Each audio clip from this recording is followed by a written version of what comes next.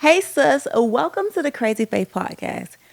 Before we start this episode, listen, stop what you're doing. Make sure you subscribe. We're on all platforms Instagram, Facebook, including YouTube, right? We're going to be, we're on Apple Music, Spotify, and all of the above. So, listen, sis, do not miss the opportunity. Make sure you subscribe, okay? My name is Constance. I am your host of Crazy Faith. And let's get into this episode. Today I will be having an episode about what has been delaying me. I think the most interesting part about being delayed is like trying to understand, God, why me? It really feels like, God, are you really trusting me? Are you really entrusting in me with something like a podcast? I still remember when I started going through my transition, and one of the first things that I gave up was social media, and I was so I had become so okay. I had become okay with letting go of social media because I realized that a lot of insecurities laid in social media, wanting to be liked, wanting to be accepted, right? Wanting to be all of the things when it relates to social media. So social media was definitely one of those things where I was like, okay, God, we never have to do that again, right? And I remember when God gave me Crazy Faith, and I was so confused because I'm like, what's Crazy Faith? And I remember it had to be right before the new year started, 2024, probably December.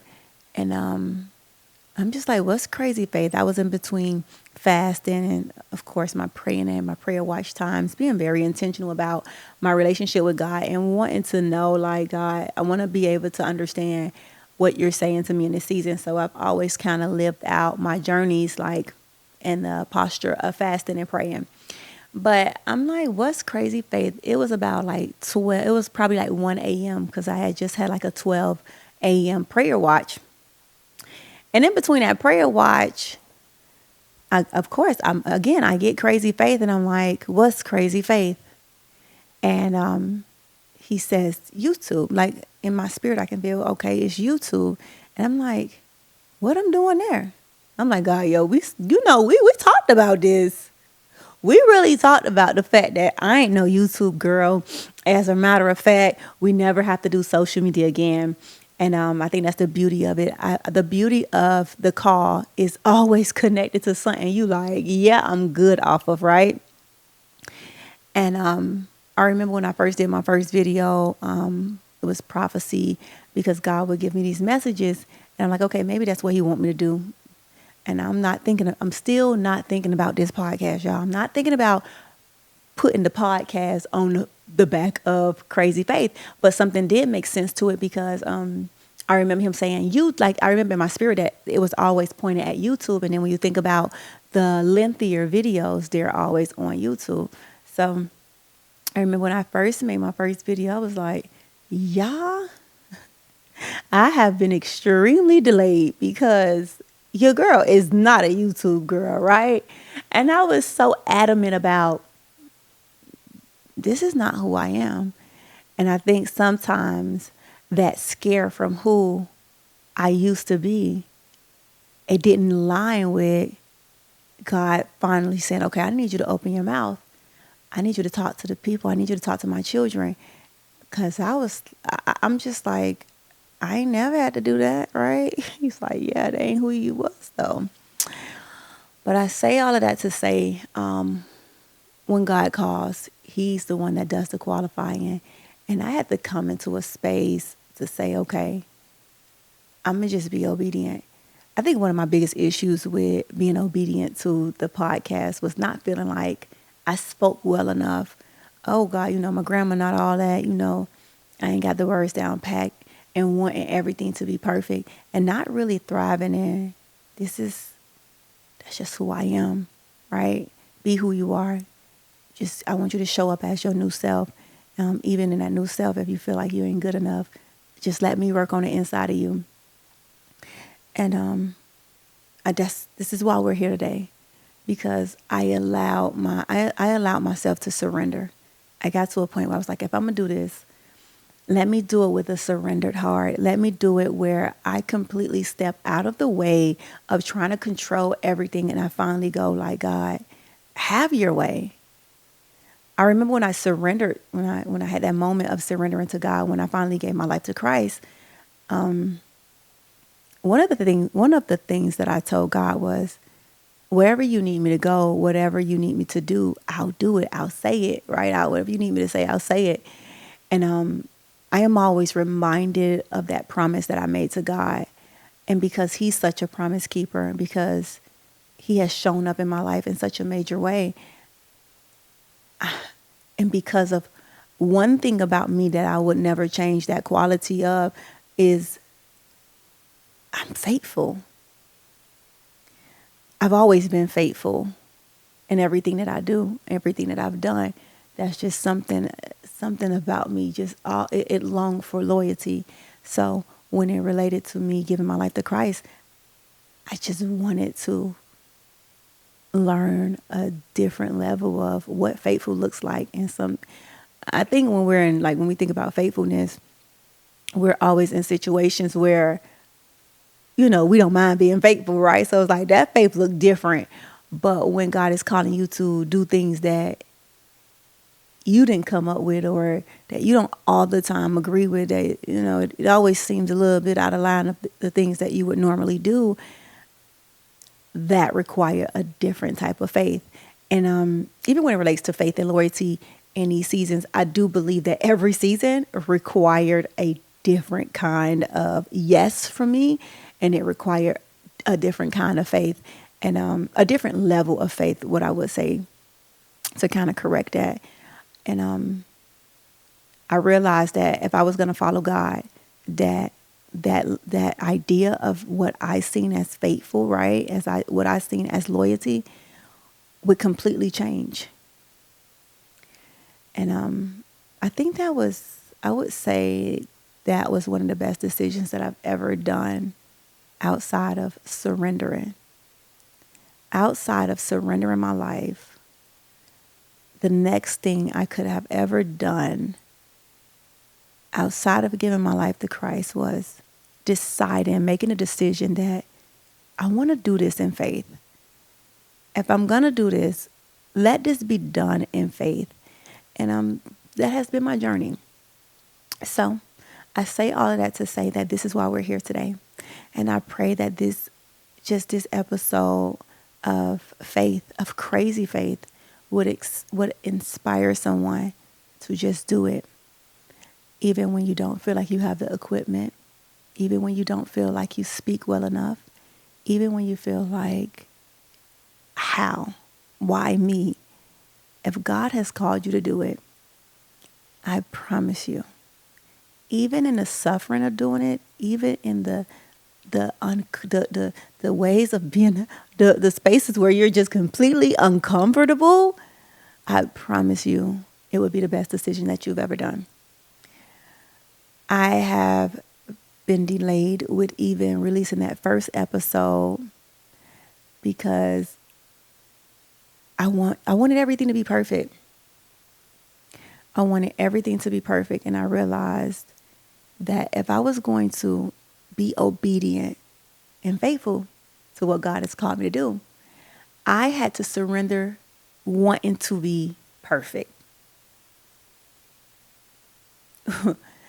I think that idea of still wanting to be perfect is a sense of double-mindedness, and it also brings us back to.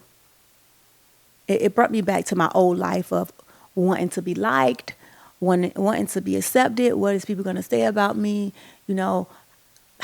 Like what's going to happen when I release this and it's not the standard that everybody thought I lived up into. And I think the most beautiful thing about that, and the most beautiful thing about just getting up and just even recording this right now from my home, is to say I don't care what people think about me. Is to really live out that truth that I spoke a long time ago when I let everything go. That it don't matter what people feel. It don't matter what are they going to say about me if I'm living up to their standard. What does that mean? What does that mean when we are so wrapped around how everybody else feels about us that we completely dismiss what God is saying in that moment or how we're supposed to feel about us? The word reminds us to love our neighbor as we love ourselves. If we pay attention to that, we would truly understand that love has to be from inside first, because there's no way that you can love anyone else without honestly loving yourself. And whatever level that you love yourself on is the level that you will love someone else. So I had to pick up those pieces and get back to loving me. What do I say about myself? How do I feel about this? And even sometimes when I don't 100% feel strong enough to do certain things, I go, what does God say about me? When I can't trust how I feel, I can always trust how God feels. When I can't trust what I say about myself, I can always go back to what God says about me.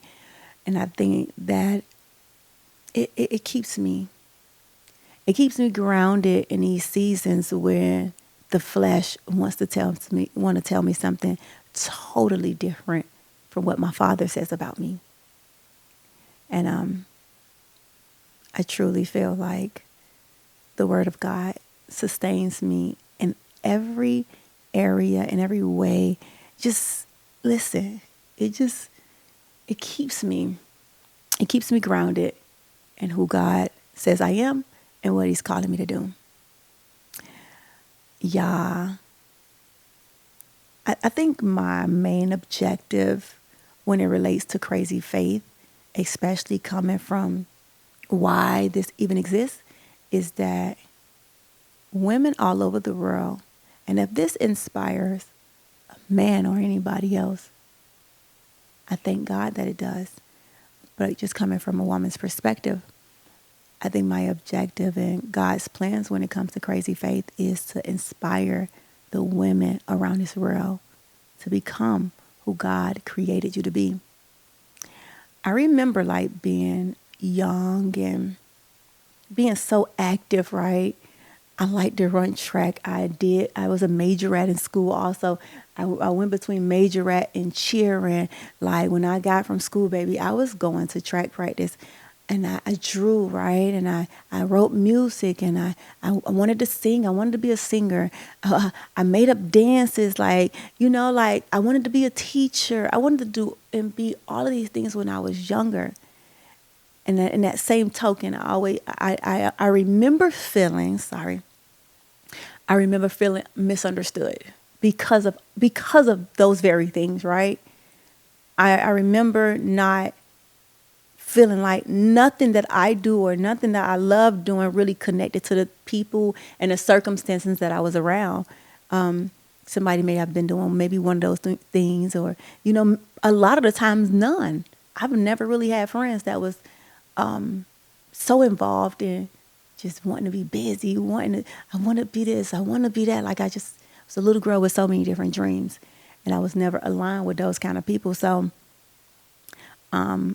just never feeling like you connect with people, or never getting in that space where it's like, okay, you understand me. I've never felt that. So I think that especially once my parents got divorced, and I didn't really have my dad around as much because he was that one that poured so much into me as a kid. He was more affirmational. Like he was the one, oh, baby girl, you're good, you're this, you're that. He was that outspoken one, where my mom was more calm, reserved, didn't really speak much. When they got divorced, those pieces of me that I could sometimes and somewhat operate in and be free in, even those pieces at that age, I believe I was about 14 years old, had disappeared, because now I'm in a place where separation is going on, where our family is being separated, and so was my gifts. And my dad was my safe place. So so was my safe place. Everything was like, woo, woo, woo. Everything was just literally falling apart.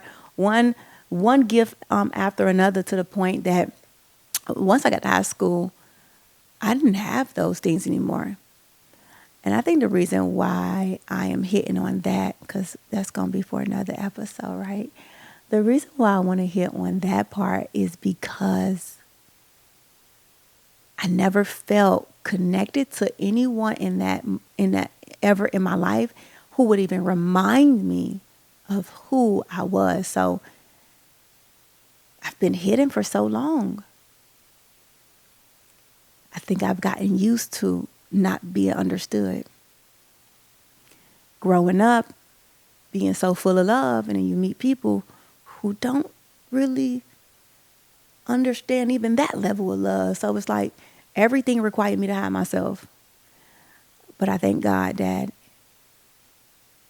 He will put me in a space that even when I don't fully, when I couldn't understand why Crzy Faith Podcast, why do I have to do this community? Why do I have to do this? And why do I have to write the books? I'm like, He was exposing who I am and who I've always been. And He was showing me that even when I don't fit into the world, when it doesn't look perfect to the world, when they're not interested in what I'm doing, that He will create a very special group of people that what is on the inside of me, that it would benefit them. But He also gave me a safe place, a place that I didn't have to worry about rejection and abandonment. And He gave that to me. So I really touch on that to say that I had to remind myself who I had become in Christ,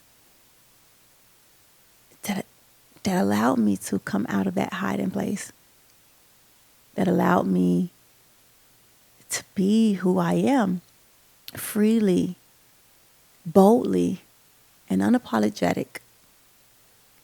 So to anyone who's out there listening today, I pray that you do not let the trauma from your past, that you do not let social media,